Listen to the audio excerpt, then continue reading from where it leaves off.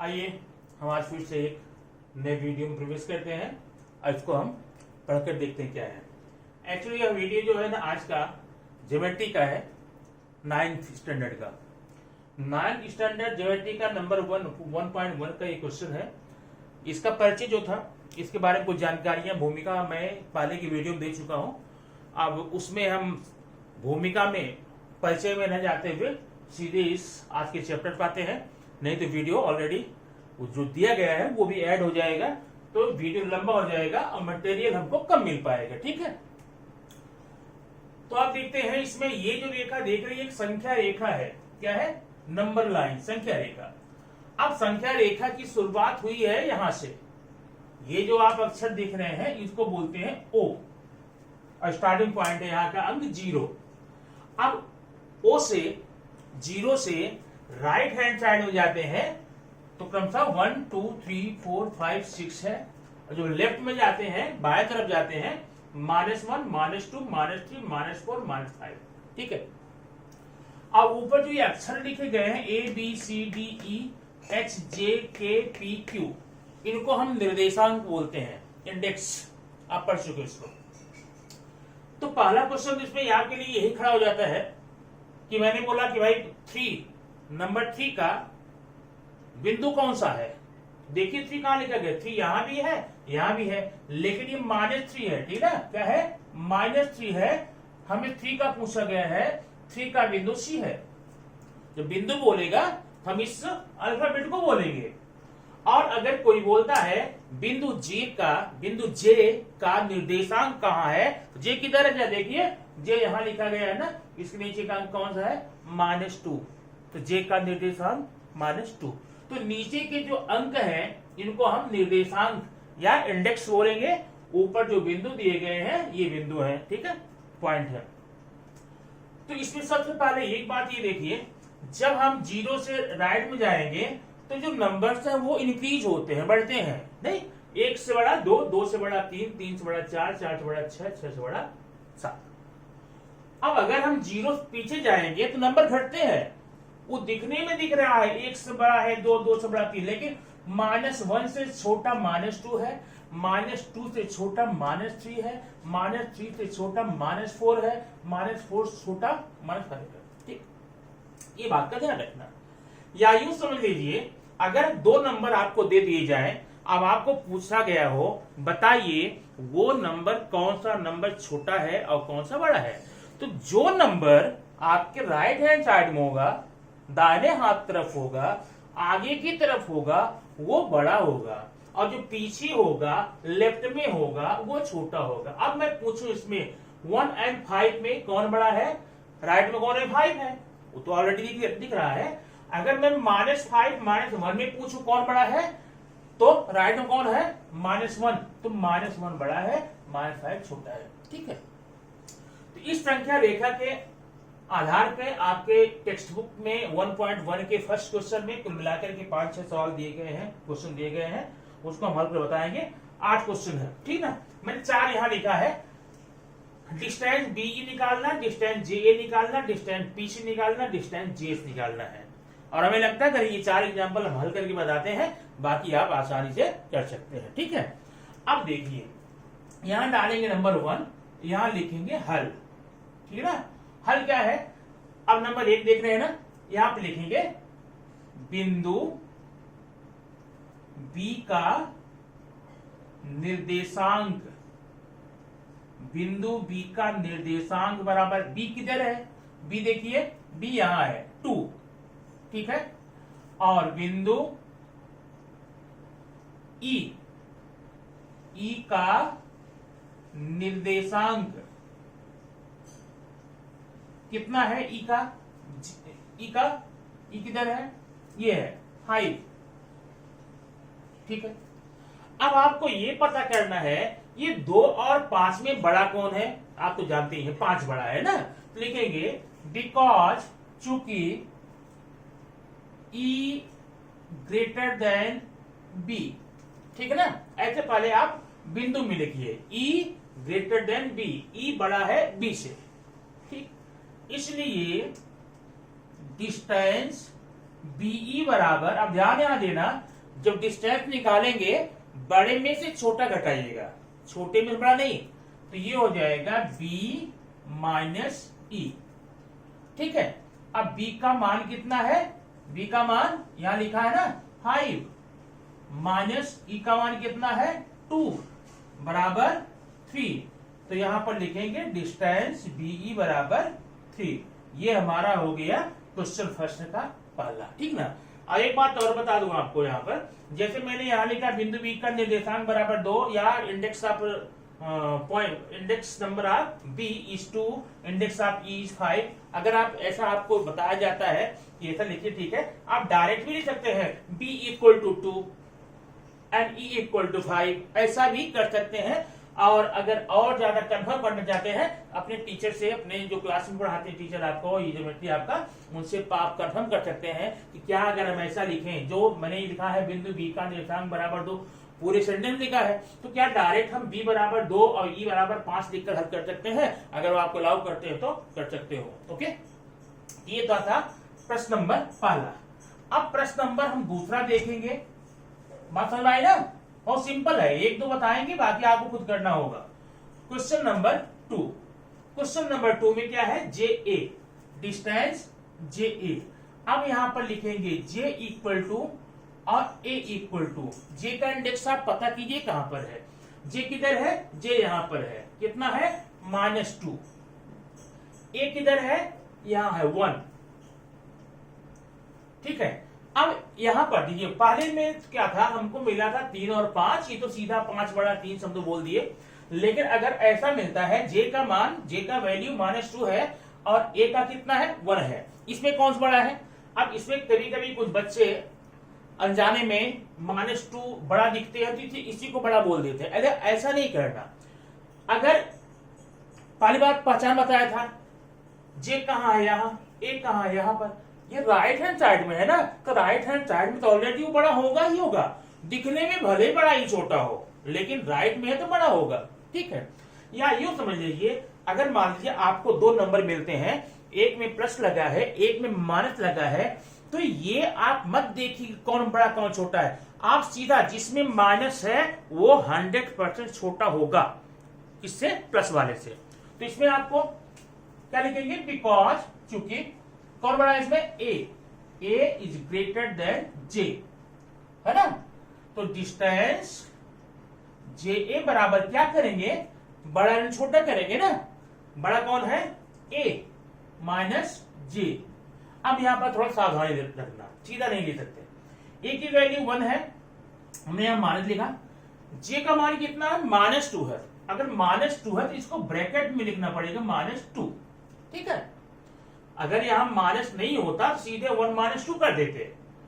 तो अब यहां पर देखिए 1, अब ये जब ब्रैकेट निकालते हैं, खोलते हैं, अगर ब्रैकेट के अंदर, ब्रैकेट के बाहर माइनस है, अंदर के चिन्ह जो है चेंज हो जाएंगे। तो माइनस इंटू माइनस कितना हो जाएगा, प्लस हो जाएगा, +2। तो बराबर कितना आ गया, 3। तो distance J A equal to 3। ठीक है, ये हमारा आ गया क्वेश्चन नंबर 2 का। ठीक है, इसी प्रकार से अगर आप चाहें तो ये देखिए यहां पर नंबर 3 में P इक्वल टू, P किधर है आप बताइए, P की वैल्यू कितनी है, -4 और C इक्वल टू, C किधर है, C हमारा यहां है 3। इसमें कौन बड़ा है, कौन बड़ा इसमें है, C बड़ा है ना, क्योंकि ये प्लस में है। तो जैसे आपने इसको लगाया वैसे उसको कर सकते हैं। देखिए distance PC equal to C minus P। ठीक है, C माइनस P। ध्यान रखना, बड़ा रेट छोटा करना, बड़े में छोटा घटाना। तो C की वैल्यू 3 है, माइनस, अब P का 4 है, -4 है ना, तो -4 करेंगे, इक्वल टू 3 + 4 इक्वल टू 7। ये होगा डिस्टेंस PC इक्वल टू 7। बात समझ आ गई ना। ये तो क्वेश्चन नंबर फर्स्ट था। अब बाकी क्वेश्चन आप इसमें खुद हल करेंगे। ठीक ना, बुक अपने पास रखिए। अगर आपके पास बुक्स अवेलेबल नहीं हो तो दीक्षा ऐप पे जाएंगे या फिर महाराष्ट्र बुक का आप डाउनलोड करेंगे ऐप से, सारी किताबें आपको मिल जाती हैं। जब तक आपके पास किताबें अवेलेबल नहीं होती हैं, क्योंकि इस समय भी दुकानें वगैरह बंद हैं, नई किताबें मिलेंगी नहीं। अगर आपके आसपास में कोई आपके फ्रेंड्स हैं जो 9th का एग्जाम दे चुके हैं, उनसे आप बुक्स ले सकते हैं अगर दें तो, नहीं तो दुकानों पर मिलेगी नहीं, अवेलेबल नहीं है। और आप ऐसा करेंगे तो Maharashtra books, SSC board books अब डाउनलोड करेंगे तो 9th और 10th दोनों डाउनलोड हो जाती हैं। उसमें सारे मीडियम की होती हैं, इंग्लिश, हिंदी, मराठी, तेलुगु में सारे विषय होते हैं। उसको देख करके आप इसको कर सकते हैं। ओके, चलिए अब हम बताएंगे, ये था 1.1 का क्वेश्चन नंबर 1। ठीक है, 1.1 क्वेश्चन नंबर 1। अब हम जरा बताएंगे आपको 1.1 का क्वेश्चन नंबर 2। अब क्वेश्चन नंबर 2 में मैं आपको हल करके नहीं बताऊंगा, क्योंकि क्वेश्चन नंबर 2 एग्जैक्टली वैसे ही है जैसे मैंने आपको ये बता के दिया। ठीक है, क्वेश्चन नंबर 2 जो है सेम वैसे ही है जैसे अभी आपको मैंने फर्स्ट बताया। तो 2 भी आप सॉल्व कीजिए। अब आते हैं क्वेश्चन नंबर 3। अब क्वेश्चन नंबर 3 में आपको थोड़ा समझ लीजिए तो सवाल बताता हूं। आपको पता करना है, मान लीजिए यहां पर कि ये है डिस्टेंस, ये AB है। ठीक है ना, डिस्टेंस AB बराबर 7 है।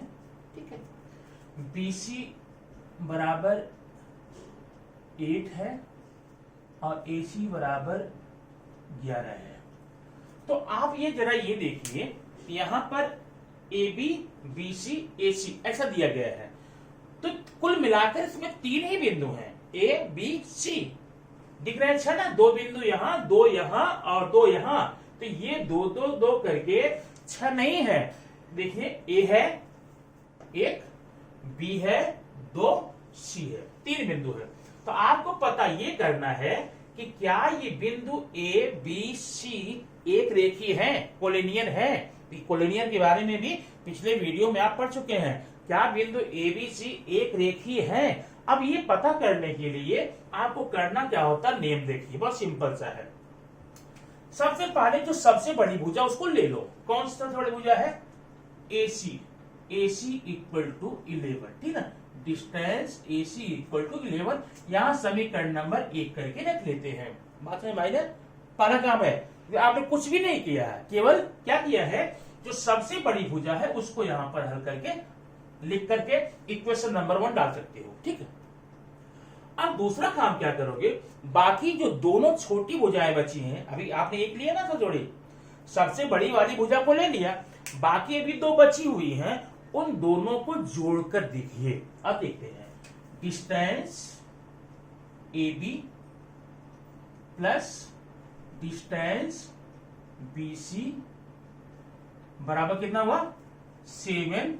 ये ना AB का मान 7 है प्लस इसका 8 है, तो distance AB plus distance BC equal to 15 हो गया। समीकरण नंबर 2 देखिए। अब ध्यान ये देना, क्या ध्यान दोगे, जो सबसे बड़ी भुजा थी डिस्टेंस AC बराबर distance AB plus distance BC। ठीक है, तो जो सबसे बड़ी भुजा थी AC उसका मान 11 था। अब बाकी आपने जो दोनों जोड़ा है उसका मान 15 है ना 15। तो क्या इसका मान 11, इसका मान 15, ये आपको बराबर दिख रहे हैं क्या? दिख रहे हैं? नहीं दिख रहे ना? जब नहीं दिख रहे हैं तो ये जो आपने एक पर लिख लिया ना, इसको कट कर देना। इसका मतलब बराबर नहीं है। इसका मतलब डिस्टेंस AC का मान इन दोनों भुजाओं के योगफल के बराबर नहीं है। अगर बराबर होता तो हम कट नहीं करते, यहां बराबर रखते। तो जब आपको मिल गया ये कि बराबर नहीं है, तब लिखिए अतः बिंदु ABC एक रेखीय बिंदु नहीं है। बात समझ आए ना? ये एक रेखीय बिंदु नहीं है। और अगर ये बराबर होता तो आप क्या लिखते? हाँ, ये एक रेखीय बिंदु है। ठीक है, आप ऐसे करके इस प्रश्न को हल कर सकते हैं। ये कौन सा क्वेश्चन है? क्वेश्चन नंबर 3 आएगा। ठीक है, अब एक एग्जांपल मैं आपकी बुक से लेता हूं। ठीक है, अब क्वेश्चन नंबर 3 का फर्स्ट क्वेश्चन आप देखिए, आपको पता लगाना है कि ये बिंदु एक रेखीय है कि नहीं है। यहां है distance P R, distance P R बराबर 7 है और डिस्टेंस पी क्यू बराबर 10 है, डिस्टेंस पी क्यू बराबर 10 और डिस्टेंस क्यू आर 3 है, क्यू आर बराबर 3 है। ठीक है, ठीक है। तो सबसे बड़ा इसमें कौन सी भुजा है? पी क्यू है ना। लिखिए, यहां लिखिए हल, हल लिख करके distance P Q equal to 10, equation number 1। Okay, okay. अब अगला काम क्या करना है आपको? अगला काम करना है बाकी जो बचे हैं दो, कौन कौन बचे हैं? ये बचा है और ये बचा है। ध्यान रखना, पहले समीकरण हम किसको लेंगे? जिसका मान सबसे ज्यादा बड़ा होगा। अब ये देखिए, तथा distance P R plus distance ये क्यू आर, ये बराबर कितना हुआ? इसका मान 7 है, इसका मान 3 है, बराबर हुआ 10। इसका मतलब distance P R plus distance Q R बराबर 10 हो गया। अब ये बताइए, इक्वेशन नंबर 2 करेंगे। तो जो मान पी आर का पी क्यू का था अकेले में बड़े वाले का, वही मान इसका आया ना, बड़ी अच्छी बात है। अब लिख दीजिए, इसलिए डिस्टेंस पी क्यू बराबर distance P R plus distance Q R, बराबर है ना। तो बराबर हो गया। अब ये कट नहीं करेंगे, बराबर है तो।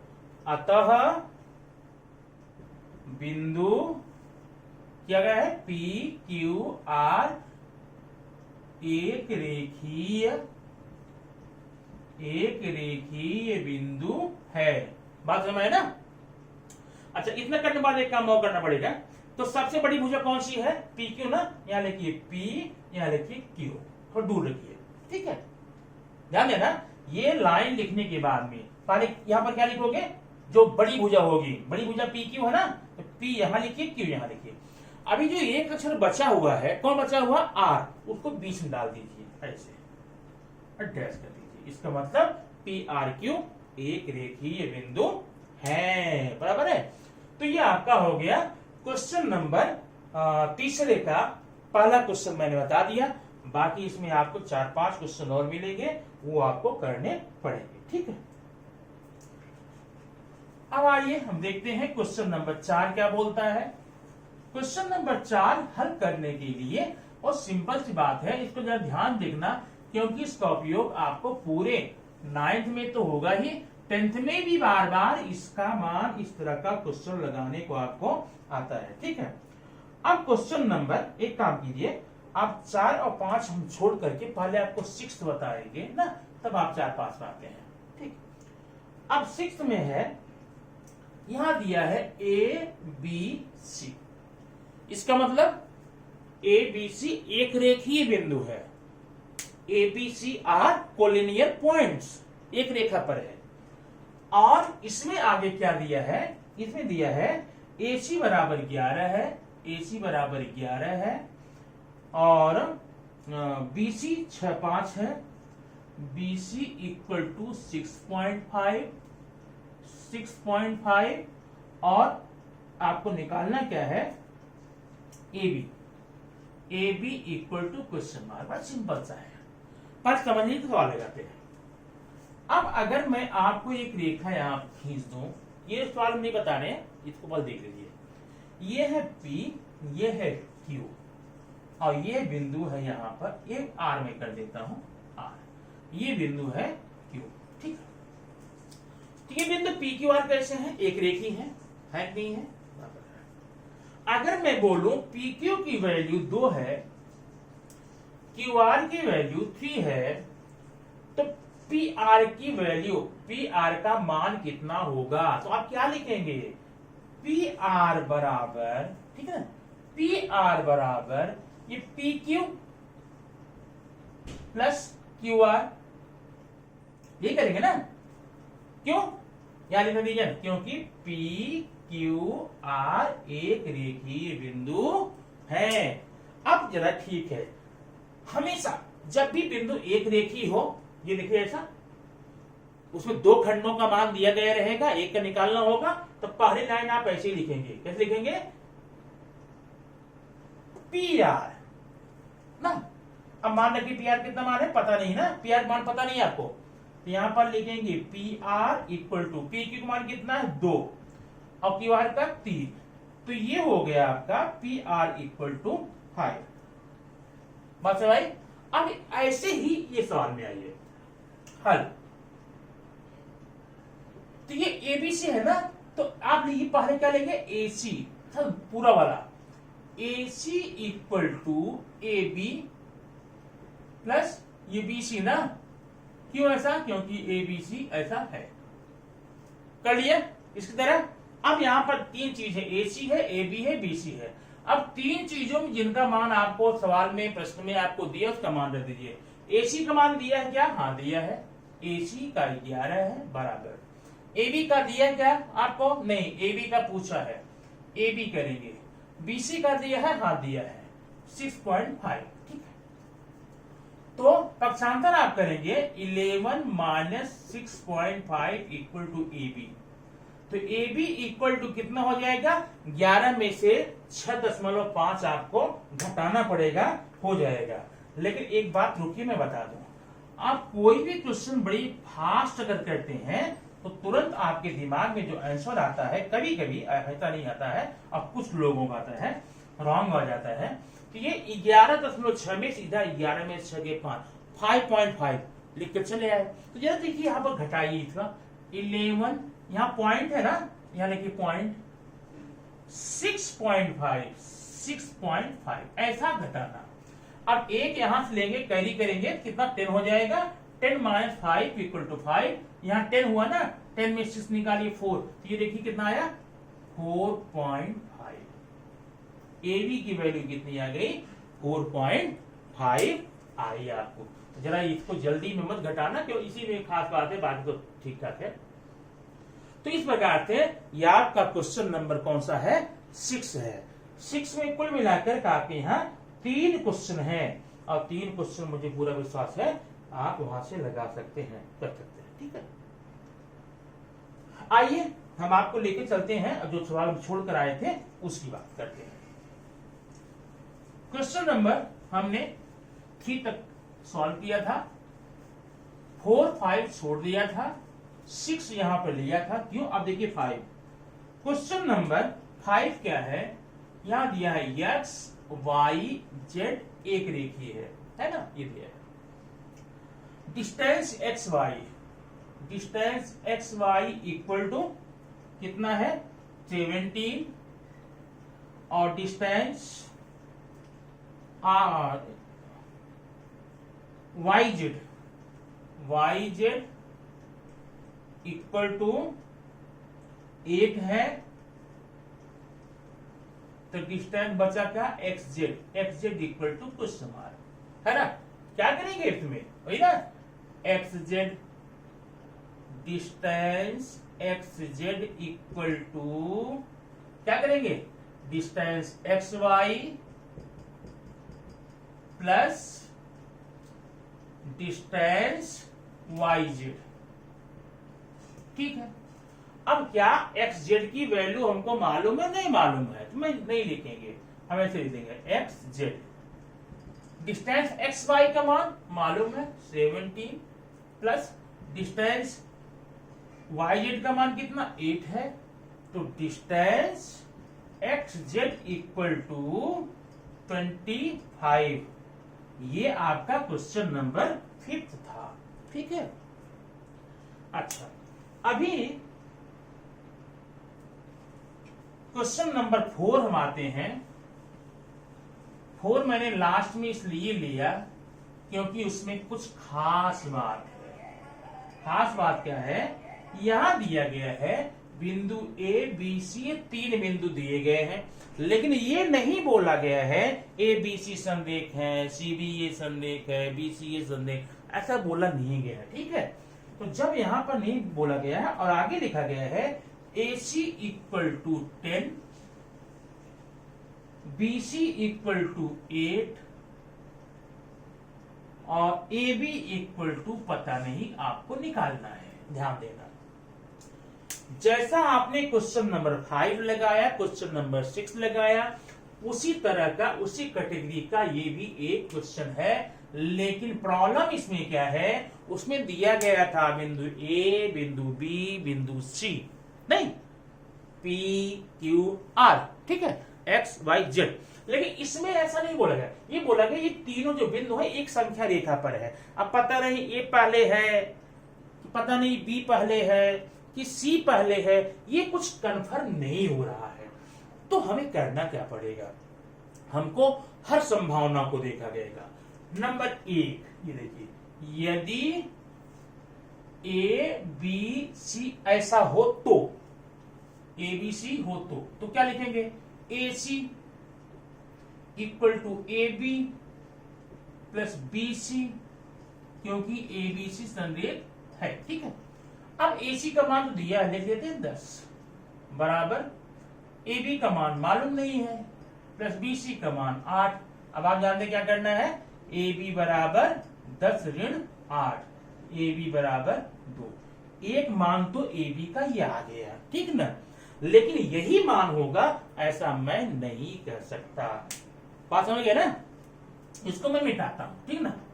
अब कंडीशन नंबर 2, संभावना नंबर 2 क्या है, यदि बी सी ए ऐसा हो, पहले बी हो फिर सी हो फिर ए हो, तो क्या होगा, तब होगा बी ए बराबर ना ए बी बराबर, ए बी बराबर बी सी प्लस ए सी। ध्यान रखना, क्योंकि बी सी ए ऐसा है। अब ए बी का मान दिया है, नहीं दिया है, लेकिन तो यहां पर ए बी लिखो। बी सी का मान दिया, हाँ दिया है, 8 दिया है। ए सी का मान दिया है, 10 दिया है। ये हो गया ए बी बराबर 18। इस प्रकार से यहाँ पर 2 आंसर आने की संभावना है, ठीक है ना। क्योंकि सवाल वाले ने जितने क्वेश्चन लिखा, जिसने क्वेश्चन बनाया, उसने हमें ये नहीं बताया कि माने किस तरह से है, ये ए बी सी है, बी सी ए है। अब एक और कंडीशन है, ए सी ए कर सकते हैं, सी ए बी कर सकते हैं, लेकिन सी ए बी करने पर ये आएगा, 2 ही कंडीशन बनेगा, ठीक ना। इस प्रकार से हम इसके 2 आंसर निकालेंगे ना। क्वेश्चन नंबर कौन सा है, क्वेश्चन नंबर 4। अब लास्ट क्वेश्चन है इस चैप्टर का, क्वेश्चन नंबर 7। क्वेश्चन नंबर 7 क्या बोलता है, एक रेखीय 3 बिंदु की कौन सी आकृति बनेगी, वह आकृति आप बनाइए। तो पिछले वीडियो में बताया गया है, अगर एक रेखीय न हो, माने ऐसे 3 बिंदु लेंगे जो एक रेखीय न हो, तो क्या बनेगा, 3 बिंदु लेना, ये बिंदु ए है, ये बिंदु बी है। अब सी न तो यहां लेना, न तो यहां लेना, एक रेखीय हो जाएगा। अब सी चाहे यहां लेना, यहां लेना, यहां लेना, यहां लेना, यहां लेना, कहीं भी लेना, हमने यहां ले लिया। ए बी सी मिला दो, तो 3 अरेखीय बिंदुओं को मिलाने से बनने वाली आकृति कैसी बनेगी, त्रिभुज बनेगी ना। इस प्रकार से हमारा ये 1.1 का जो क्वेश्चन था वो सॉल्व हुआ। इसको आप 9th वाले इसको आप अच्छे सॉल्व कीजिए, ताकि नेक्स्ट वीडियो आने के पहले आपका ये कंफर्म हुआ रहेगा। तब जाकर के हम अगला वीडियो आपको 1.2 का तुरंत इसके जस्ट बाद में आपके लिए तैयार है, भेजता हूं, ठीक ना। लेकिन उसके पहले से कर लीजिए। Okay, thank you.